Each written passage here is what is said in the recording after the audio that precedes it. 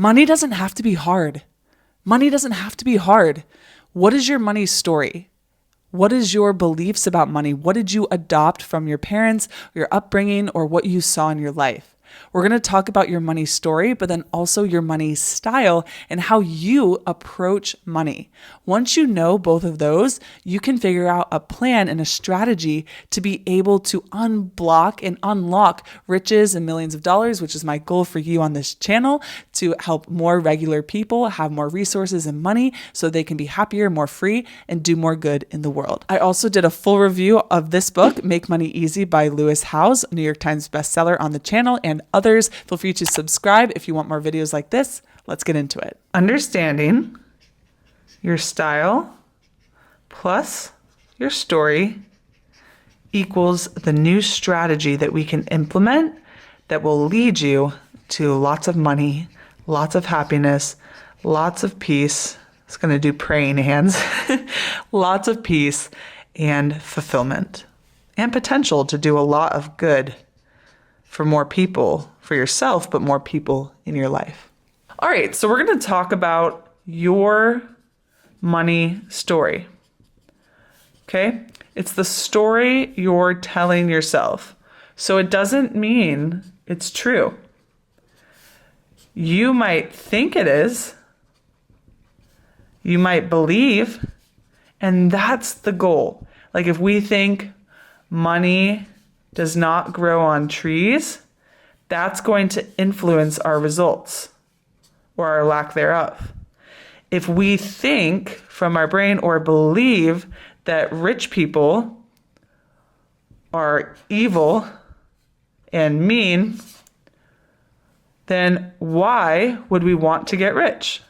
So we're going to tackle these things because it's simply a story. It doesn't have to be true. And we're going to talk about the different influences that can impact you. All right, so we're going to talk about the first thing to think about with your money story is childhood. So how was money talked about? So let's first just start off. Did your parents have money? Okay, if they had money, yes. How much? Okay, did they make, I don't know, 20,000? Did they make like 80,000? Were they a little more up there, like 150,000? Maybe some of 500,000 plus. Like, where were you? Did you like not have any? Did you struggle? So where were you though on this part? Because that makes a difference. Because maybe you have money, okay? Here we have the no. But we have money. But depending on how much, that's going to impact, right? But even those who have more money, right, more wealthy, that can impact your money story. Or maybe you now only make 80,000. I say only just in comparison to 500K. And so that impacts how you think and act. Or you might think that you need to make more, or your lifestyle is going to be different and you didn't realize how important it was and how your life was so different because you had this money, or you feel sad about it and you're like, well, how can I get that amount of money? I don't like this. Or maybe you didn't have a lot and so you had to go work, you had to get a job, there was a lot of stress, parents were gone, or even here, like maybe you lived in a nicer neighborhood, but you were really stretching yourself, your parents, and you might not know all the details, but you could maybe assume or guess they were really stretching themselves. Maybe they had debt. Maybe even like people who have money, like maybe they had 150,000 and they were still like stressed, or they were like, money doesn't grow on trees, or they were just worried about everything. Who knows? But this stuff, how you were when you were a kid, impacts how you act in adulthood. And we're also going to talk about adulthood. But understanding this, we don't need to judge it. We just need to understand, because when you understand and you're willing to look at it with your eyes and really try to have compassion for it too, you can then make change. I also want you to know that just because it was your story, even when you started this video, if it was your story, at any point in time, you can change it. That's why I'm on this channel. Any point, your habits, if you're eating unhealthy, if you're watching TV all the time, if you're making excuses, if you don't work out, if you don't have skills, you don't provide value, you don't know how to make money, you have a really bad mindset, you think like a poor person, okay, any of these things, you think this, anytime you can change. That is why I'm on this channel, because you can change. I grew up with a lot of things and restrictions and whatever in my own mind, and was like making 40,000. I wasn't even making 40,000 for a while, a year. And I'm like, how am I going to live on this? How am I going to live on this?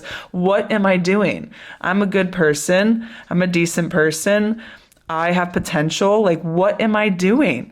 And so I had to say, I can change it at any time. And that's when we did. And we started building our wealth slowly over time. And it just increases and increases and increases, changed habits, changed all of the things. And so I just want you to know that at any time, you can change if you choose to. Let's choose. And let's keep going. Okay, next we're going to talk about current. Okay, so our childhood is our childhood. We're not coming up with solutions necessarily now. We're just kind of understanding the things and the stories that could be blocking. So what's our current situation? Okay, maybe you grew up with a lack of money and now you're doing all right. Maybe you make $80,000 a year or $60,000 a year, or maybe even 120. Okay, who knows? 150. Or you're not there yet, and that's okay. Maybe you're lower. That's okay. It's okay. But how do you even feel? Because I know a lot of people, like, we make good money, even more than this, make more than this. And I know I was scared, still having scarcity mindset in certain aspects, right? Or feeling a little anxious. Right? How do you feel? I love money though, excited about money and the potential. I know we can grow more. I did feel peace as well. You can feel peace. Like, what are the feelings? And let's distribute them. So do we have some more positive feelings around money? Or do you have more negative feelings? And I would say this would be more abundant, right? And we could talk about an abundance mindset that will attract actually more money to you. Money will want to go to you when you think like this and you have more positivity, and we'll talk about mindset more on the channel. But negative feelings too, like, this is scarcity. That's going to attract, like, take away your money. Bye. See you later, money. But what do you have? So if we have that excitement, Cody Sanchez talks about this one time, like, how do you feel? Do you put your arms open? Are you like, yes, money, woohoo, money? Or are you like, oh, money? And you're like pulling back in fear. Are you feeling fearful? Are you worried? Do you get stressed about it? Right? Or are we bringing joy and it's generosity and kindness and all good things? So how are we feeling about it currently? Be honest and understand it doesn't necessarily matter how much money you have.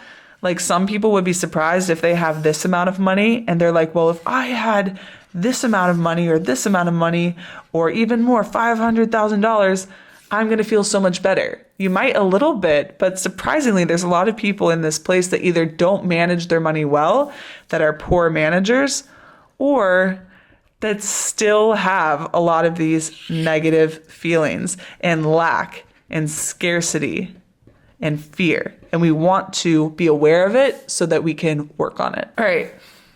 Next, it's our beliefs. So, what do you believe to be true about money? Okay, so this kind of goes along with our current situation, but what do you feel? Because beliefs, or I think as well, thoughts, they turn into your thoughts. Beliefs turn into your thoughts. I have this wheel I do. Thoughts turn into your actions. And actions turn into your results. Okay? And it's this cycle. So we have to take care of our beliefs because it's going to impact what we do. If we believe money doesn't grow on trees, we're going to act different. If we believe money is abundant and it's all around and there's literally trillions of dollars in the world, let me show you. All right, I just asked AI, look, $80 trillion. You think money just doesn't grow on trees? Maybe not in your family. Maybe they didn't think that. But you can go get it. This 80 trillion, you can go get it. Believe it. So another thing to ask, is it good or bad? Do you think money is good or do you think it's bad? Right? That rich people, do you think they're good or bad? I promise you there's a lot of poor people that are bad. And I think a lot of it could be from not having money. There's a lot of rich people that might be bad too, but it is not because of money. Money actually makes you more of who you already are. Interesting. That's a new belief to adopt. So if you're generous and you make $50,000, guess what? If you make $200,000, you're going to be even more generous and have more to give. If you are loving around money, you're going to feel more love. If you are greedy, you're going to be more greedy when you have more money, okay?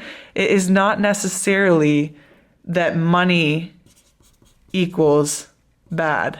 That's not how it works. Money does not equal bad. Money equals a tool, and depending on who the person is how it will show up. If it's greed, if it's giving, if it's freedom, whatever it is. Okay? So ask yourself, what do you believe? Do you believe it's good? Do you believe it's bad? Do you believe rich people are good? Do you believe rich people are bad? Is it a tool? Is it a measure of success? What do you think it is? But come back here. Money is really a tool. And I think 1,000,000% money is a tool. Okay? And guess what? I write about this in my book. It gives you freedom. It gives you choice. It gives you opportunity. It gives you peace. It gives you potential. Right? If you like your job, you can keep working it. But if you don't like it, you could probably quit and find a new one and not be worrying about, oh, but I need my money, right? Or if you have kids and you want to spend more time with them and you have enough money, however much that is, guess what? You don't have to work. You don't, right? And you can have balance. Maybe your husband loves what he does, or you love what you do, and you want to work. But then you have more money, so you can outsource tasks. You can go work for 5 to 8 hours or whatever you want to do, and your kids are at school. And then you can outsource cleaning or other activities and tasks so that you can spend the rest of your time with your beautiful kids and family that you care about, or going on dates or whatever with your husband instead of worrying, right? Like money, there's so many more examples of this, but money is simply a tool to be able to do more, give more, and be more. And I want that for you. All right, next is emotions. I love emotions. My main areas of focus on this channel are actually habits. I know I stray sometimes, but money, emotional mastery, emotional intelligence. And honestly, those are the main ones, and encouragement along the way, right? Because what you do, your habits create your results, whether it's with money, with happiness, with peace, with fulfillment, with good things. Sorry, there we go. Money, if you have more money, it's a tool so you can have more freedom, you can have more time, you can do more, you can give more, be more. Emotions, because sometimes building a business or achieving hard things, like it can be hard, I'm not gonna lie. Like that's one thing I wanna support you guys on is you can do it, teaching you how, but it can be hard. So how do you handle your emotions? Also, and I guess mindset was one I missed. How do you handle the emotions that come up? How do you handle your emotions and deal with whatever past or things and get to a good place with yourself? Your mindset is similar. How are you thinking about things? Number one, if you don't even think you can get rich, that's going to block you. That's a huge thing. And then success. And success to me is not just having tons of money, right? I do think that's a part of it. I really do. But health and relationships, thriving relationships, and feeling peaceful and good and serving, like all of these things are true success. But I think it takes all of these things to get there. So side tangent aside, your emotions are so critical. How many of you, I know so many people in my life, and I've probably been there before too. I know I definitely did this with like snacks or food or treats. Like in college, if I got really stressed out, I would go to like a fast food restaurant. And number one, that's not the best for my health, but also it's a little bit of money and time doing something that's not necessarily helpful. But your emotions, if you're having a bad day, or if you're feeling stressed, right?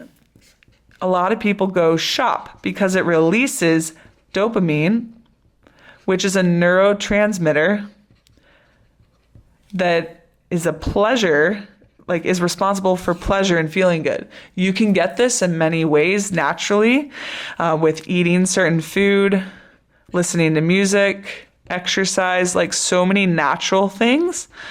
But when you shop, you feel that pleasure. Like if you put something on Amazon in the cart, you get the same like feeling. You want that dopamine hit or release. And so if you're feeling stressed and stuff, like you might just go shop and then maybe you lose $200. Or if you do this often, you're going to lose a lot of money, or that late night shopping, right? It could also be your emotions on how you feel about yourself. Like keeping up with the Joneses, if you've ever heard about that, like keeping up with other people, and you want to feel good about yourself, you want to feel good enough. And so maybe you think you have to do vacations, even though you don't even really like traveling, or you want to buy a new car because you saw someone else get a new car, you think that'll make you happy. And then really you don't even want or need a new car. You'd rather spend your money on something else that would buy you more freedom or time or something, who knows? And so really mastering the self, understanding like why you do things, like why are you someone who kind of gets stressed on a bad day and does this? Do you do late night shopping? Do you feel comfortable with yourself? Are you keeping up with other people? Like what is your plan, and how are your emotions ruling you? Because if you have a big goal, a big why or a reason, you cannot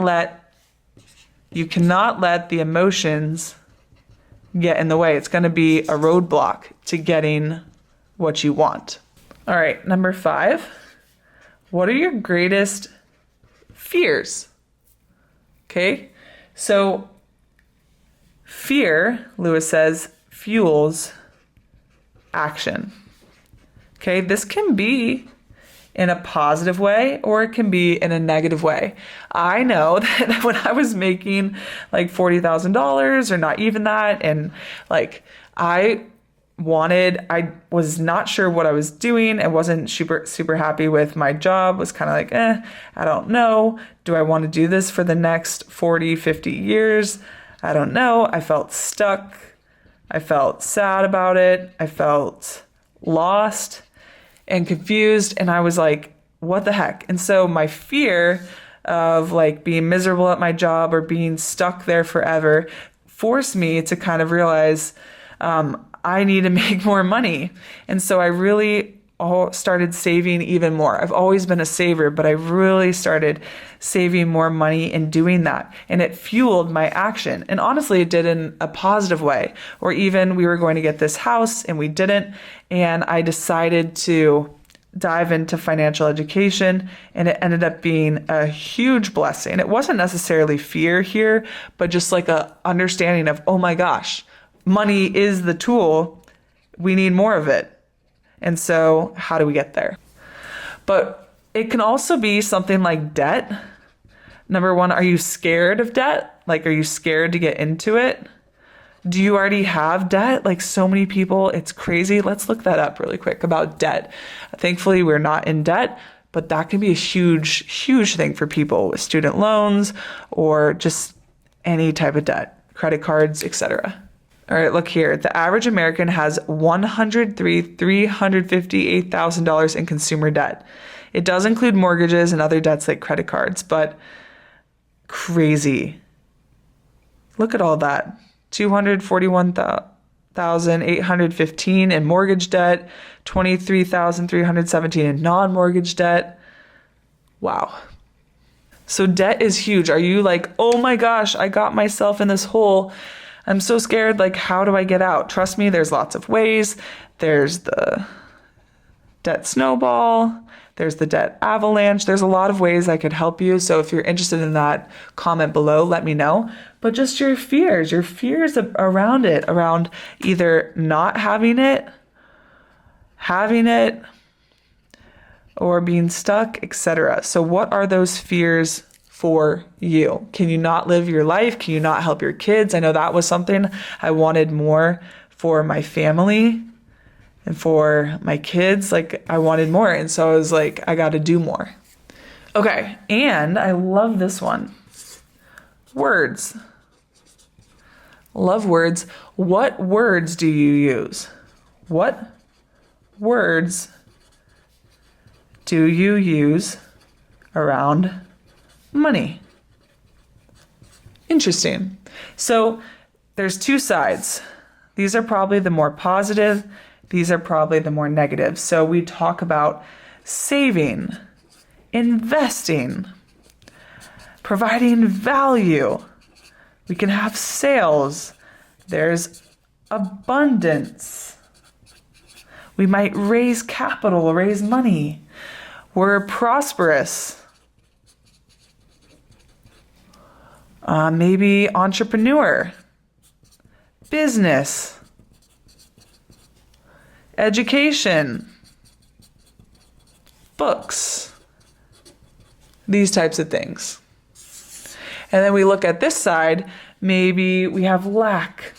I need the loans, debt, bills, luck, discounts, things like that. So what words do you use? Or like even the fear, like can you see the fear? Like if you're scared or fear, you might not say that. Maybe you will say, I'm scared, I'm fearful, or I'm stressed. Even any of those words would show or insinuate that you might be struggling.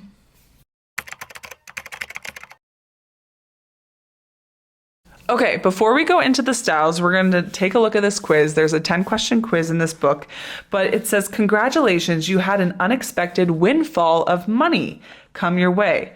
What is your most likely response? So what do you think? Do you supercharge your dream of starting a business and becoming a CEO? Do you say, it's time to celebrate, travel the world, and create memorable adventures?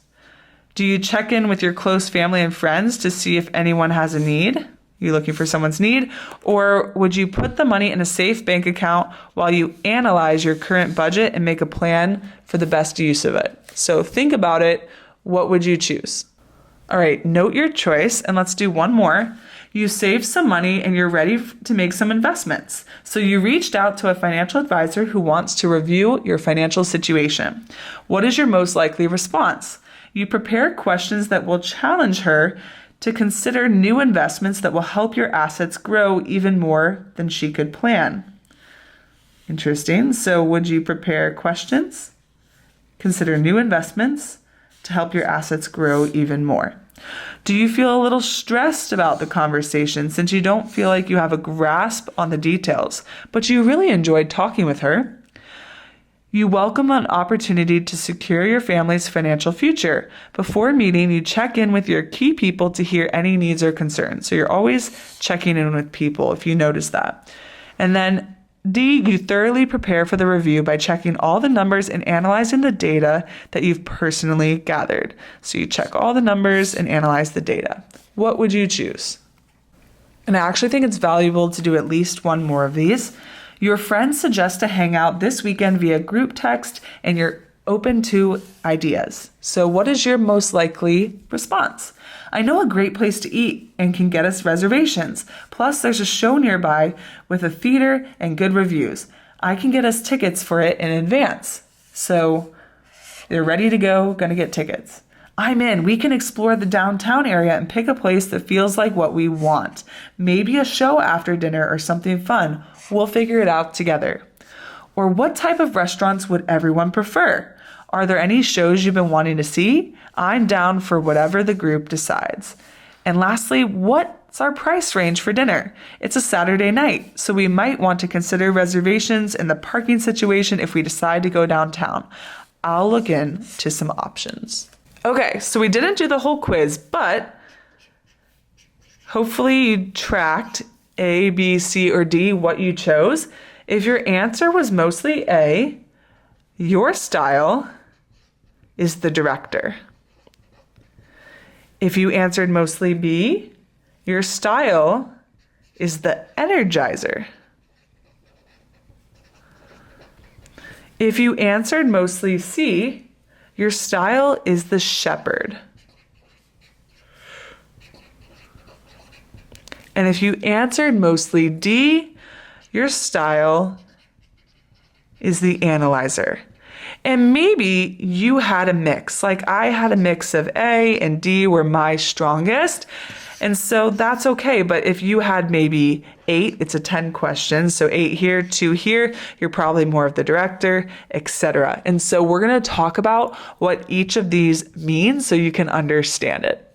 All right. So first, the director. Okay. Was that you? The director really focuses on driving forward. They like big action and big moves, and they also want to get things done. This person, you can kind of guess from the director, is like the CEO type. They're the director. They're the get it done. And they don't necessarily think about like feelings. They're not really into the feelings. They're more into what are the facts? What do we need? Let's do it. They're very action oriented. Okay, and as we're going through, you can kind of think about the positives. We're actually going to show the negative side or the shadow side to each style, like the director. There's another shadow side, so we can show how it is positive and how it is negative. So let's go ahead and look at that. So a pro of the director would be they get things done. Okay, if you're with someone, and how is that helpful? Because if you get things done, you're probably going to be making more money. You're going to be more efficient. You're going to also, a lot of people with this style are happier because they're just more productive and they're making progress. So progress and productivity, right? And that's a good thing. Those are good things to have. It's also helpful to not get too emotional. So not too emotional. We talked about handling your emotions. If you're not too emotional, you're not going to get caught in that drama or the things that come up. You're just stable and just take action. The more you act, the more you get. Right? Even if you're in sales, you're going to like reach out. You get no. But if you keep taking more action, you're going to get more yeses. No. If you're scared or if it takes you a long time just to ask one time, it's going to take you forever to get to that yes because you're not acting quickly enough. So this can be really helpful. They're really good with leadership. The negative side of their leadership is that they don't necessarily take people's feelings into account, but this is a really helpful with like, they're the boss, they're going to get things done, and we can count on them for that. All right, remember there is the shadow side. So for the director, their shadow side could be the dictator. Okay, that's a big dramatic shift, right? Most people don't want to be described as a dictator, I can just assume. But the drive for more can cause poor relationships, could cause sadness, stress, like an unhealthy amount, trauma, mental anguish, those types of things. And it starts to, these sacrifices that are made by this person can be positive in some ways, but there are negative ones to look out for that have to do with your relationships or your mental health, etc. And so what that practically looks like would be like they're not always thinking of others. So, which can be a problem if you're trying to have good relationships, right? They also sacrifice like healthy things, like their health, getting to the gym, their food that they eat. They kind of sacrifice those things, which can be a negative because your health is really important. And then they also like overcommit. So they're overcommitting to a lot of different things, which can cause issues. So this is just something to be aware of if you are a director type. And it doesn't mean you can't ever have these things, but obviously like if you don't want to cause more trauma, if you don't want to have horrible relationships, you don't want to be sad all the time, you just need to be mindful that you could veer into this side. All right, so this second one, if you chose mostly B, you are probably the energizer currently. And now you can probably change some of these things, but this is where you currently are. So they love people. They're also energetic about everything, like pretty much everything. They're so excited. They're kind of like the life of the party type people. They don't like planning. So planning is like, please don't make me do that. Please don't make me do that. And they're very like in touch with their intuition. So if you're looking for someone who is more spontaneous, or if you are spontaneous, you're probably this person.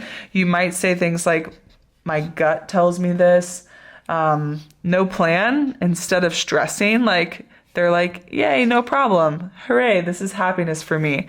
Or they also have a good outlook, which I think is something to really be mindful of because they have some of this like positivity here. And so they think like one door closes, hey, another one opens that I can walk through, which is a really great mindset to have. And they really are just super optimistic, and having more optimism and positivity, growth, being more growth minded, and also not getting so stressed can be something that a lot of people or a director can really take advice from and to really think about how can I be more positive? How can I be more go with the flow? Knowing that maybe your strength is the structure. Maybe you are really good at structure, but how can you sometimes just go more with your gut or be a little bit more positive and easygoing with things? Right. We also have the shadow side to the Energizer. So if you're an Energizer, be mindful that you can be the eccentric. And so a big issue, probably the biggest issue with an Energizer is that they don't have clear plans. I know for me, like I have to be super intentional. If you want to be successful, you kind of have to be intentional. You can go with your gut or have intuition at some points, but if you want to get anywhere, you have to know where you want to go and you have to plan and schedule out your habits and things of that nature. And so it can really make it hard for them or be in financial trouble if you aren't actually being intentional or having a clear plan and a path for your life. They're also very much like the life of the party and really up, up, up.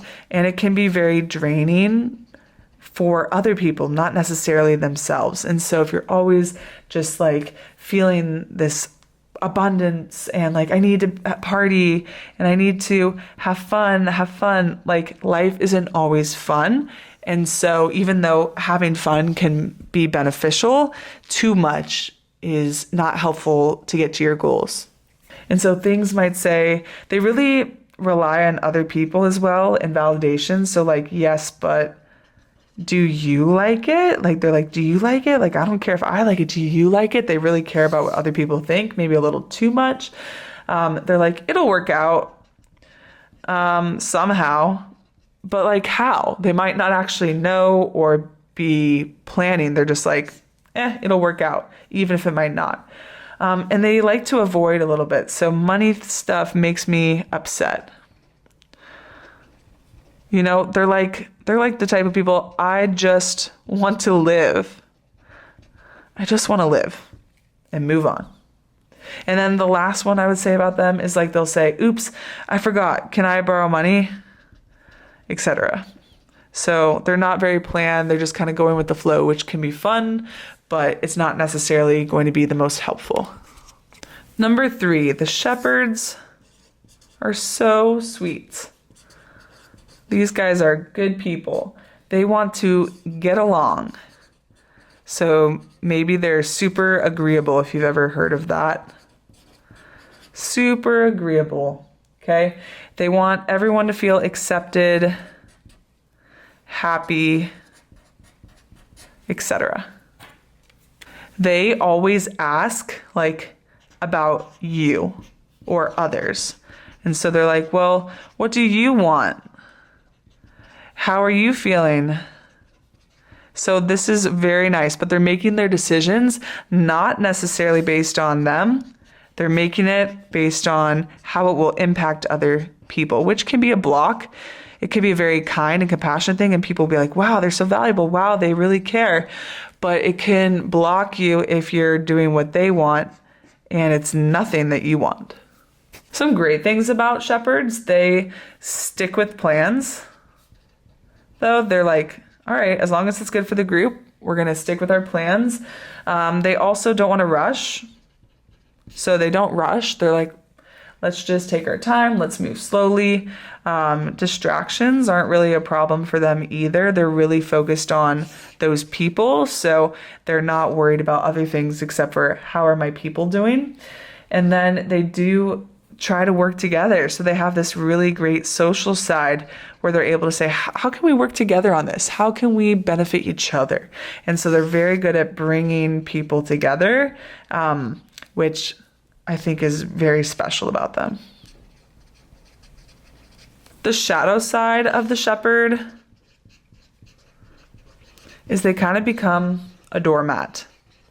Okay, like they're too agreeable. They're too much of a yes person and a check on everybody else type of person. They're checking too much, right? It's a good thing to care about people. It's a good thing to care, but too much. And they can unintentionally hurt their own financial health and also other aspects, but we're talking mostly about money. So they can hurt their own because they're caring so much about everybody else. And so they'll say things like, as long as I'm helping someone, oh, well, it didn't hurt me. Or they get surprised when like they're caring so much about other people and other people don't care about them. So they're like, why did they do that? Like, why aren't they caring about me? Why aren't they looking out for me? And then they'll also say other things like, I guess we'll do this. I guess we'll do it as long as you want it. And so like, that's not very sure. That's not saying they want. They're like, well, I don't, but I guess because I care so much about you, I'll do it. One is the analyzer. Okay. They are going to think about everything. They're going to look at each side. They're going to look at all the sides before they make a decision. They're going to ask lots of questions, and they're going to want to know why, how. Let's figure it out. Okay? And so they're always going to be asking these questions. They're going to be figuring out, is this accurate? Let's look at the details. And they think that we don't need to quit. Quitting is not an option. If we persist, if we keep exploring, we're going to figure it out. The downside of the analyzer is that they can be the perfectionist. So like if you're thinking about all of the sides, like every single side, you're going to try to like know everything before you decide. And that's not always possible. Or they really want to make the best decision. You might hear that a lot. Like, I want to make the best decision. I really want to figure this out. I want to figure it out. And maybe they can't. And so they really have a really high standard, which this can be helpful at times, but it can also get in the way. Understanding your money story and your money style is essential if you want to break free and build millions of dollars and just enjoy your life. Money is simply a tool. And I know for my husband and I, we are going to be millionaires and have multiple millions, and we are going to be in a great place. And we already are. We were actually building hundreds of thousands of dollars, but even I learned something new that I realized I needed to unlock and change and transform a few things to get even more money and to get there faster. And so I hope this was helpful for you. If you want a full video on this, feel free to check out the full review on Make Money Easy. I'll put it here, or another video on the Millionaire Fastlane if you want to get rich faster, or any other videos on the channel. I hope they help. You got this. Cheering for you.